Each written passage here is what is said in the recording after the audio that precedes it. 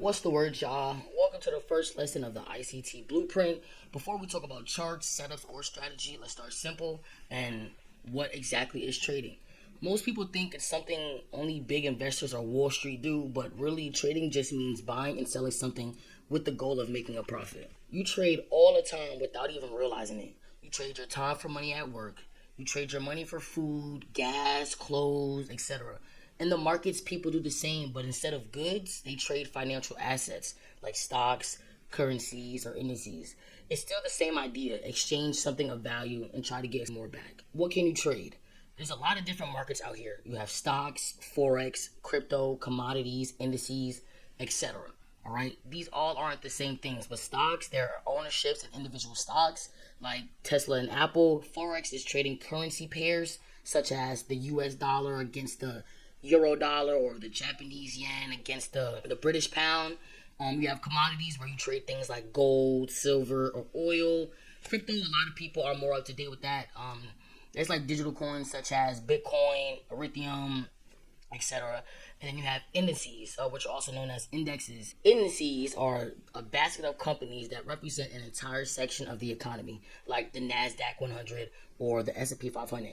Those last two indices are what I trade personally. What is an index? So before I explain what an index is, I don't want it to confuse you because last slide I was saying indices.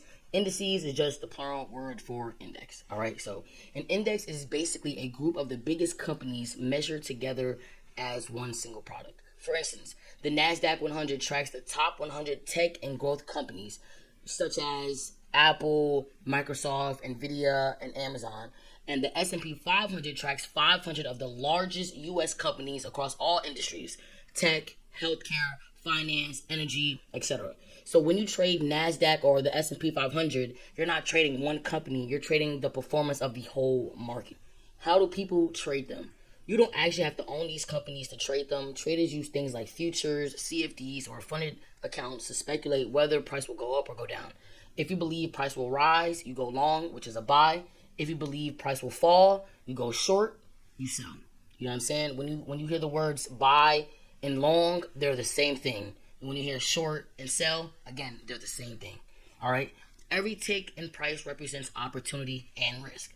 The goal is to catch the moves made by the institutional money, not by guessing, but by reading where smart money is buying and selling.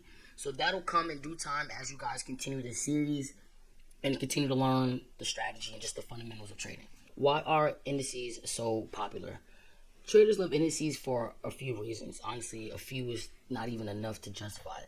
Traders love indices for a lot of reasons, all right? So a few reasons. For starters, they move a lot. There's a lot of liquidity in these indices markets, meaning there's good volatility in those markets for profit.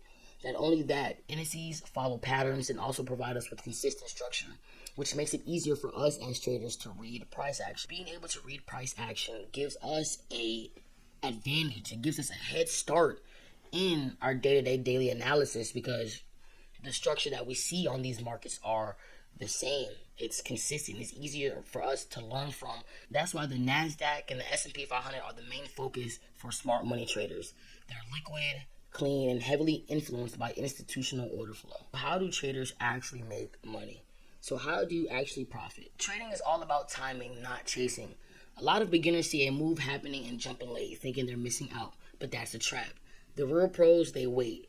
They strike when the timing lines up with their strategy because in trading, patience pays. All right?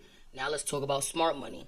Smart money doesn't just jump in randomly. They buy at discounts. That's when prices are low, and they sell at premium levels when prices are high. It's all about getting the best deals and selling at the right time. Think like a business, not a gambler. Profit doesn't come from guessing. They come from understanding market structure, knowing how price moves, where liquidity sits, and how the market behaves in different conditions. If you're just reacting to candles without context, you're already behind. Master structure, and you master the market. Now let's break down the two types of accounts traders use. First, we've got live accounts. This is your own money. Every trade you take, whether it's a win or a loss, comes straight out of your pocket. The risk, 100% yours, but so are the rewards. Then there's a funded account, and this is the game changer. With a funded account, you trade with a firm's capital. You pass their challenge, and once you're in, you can trade large accounts without risking your own money. You keep a portion of your profits, and they take on the risk. Then there's funded accounts. This here is the game changer, you guys. With the funded account, you can trade a firm's capital. You pass the challenge, and once you're in, you can trade large accounts without risking your own money.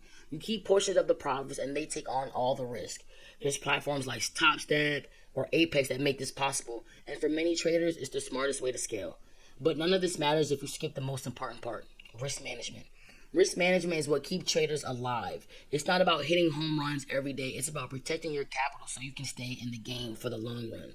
Consistent wins, controlled losses, that's how real traders survive and thrive. If you've gotten value from this video already, do me a favor. Like, drop a comment, and share this video with a trader who needs to hear this. But let's continue why people choose trading. Alright? What makes someone leave the 9-to-5 life behind to go all in on the charts? First up, freedom. No boss, no clock in, clock out, no corporate ladder. With trading, you're the boss. You decide when to work, how long to work, and what your income potential looks like.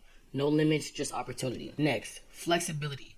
You can trade from literally anywhere with a Wi-Fi connection. Whether you're in your room, a coffee shop, or chilling on the beach, your office is wherever your laptop is. That kind of lifestyle flexibility, it's rare, and trading makes it possible. Number 3, growth. Trading is one of the few skills where your returns can compound over time. The more you study, practice, and master the strategy, the better you get. It's not a job where you trade hours for dollars. It's a skill that builds momentum, and that's powerful. And finally, control. This is the ultimate goal. Control over your time, control over your money, control over your lifestyle. Most people work for decades and never get that kind of freedom, but with trading, it's right there. If you're willing to learn and stay disciplined, you got it. Trading isn't easy, but it is simple. It's about risk, reward, strategy, and mindset. If you're tired of limits and ready for lifestyle freedom, this could be your path. So if you're thinking about getting into trading or you're already in the game, remember why you started. It's not just about charts and candles. It's about freedom, flexibility, and building a life on your own terms. I'm going to keep it a buck with y'all. Trading looks easy online, but it's not.